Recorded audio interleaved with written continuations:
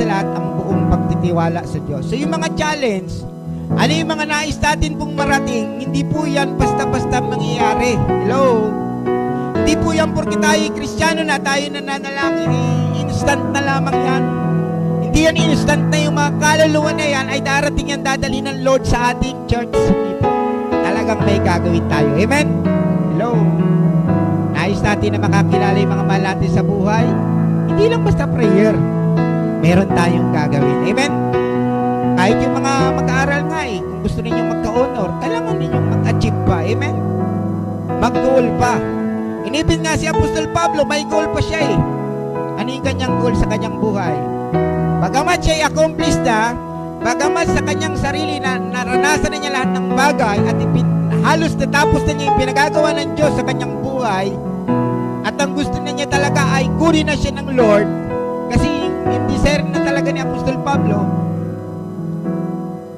Kita niyo po, sa buhay po natin, bagamat tayo ay malapit ng kukunin ng Lord, or talagang nandun na tayo sa time na kukunin na tayo ng Panginoon, nandun yung desire ni Apostol Pablo. Kasi malinaw sa kanya yung kaligtasan. Ano po? So, okay lamang po. So, sabi po dito, kasaysayan at konteksto. Hindi ito isang simpleng resolusyon, ito ay isang pakikipaglaban para sa isang buhay na may layunin, isang buhay na nakatuon sa Diyos. Amen? Yung po palang hamon natin ay binibigay sa atin ng Lord, yung vision, yung pangarap natin, yung tanaw, yung pinapatanaw sa atin ng Panginoon, kailangan pong nakatuon tayo sa Diyos. Yung pong mga nais nating marating, pinapangarap natin at tinatamasa natin, dapat kasama ang Diyos number 1 sa ating plano. Amen?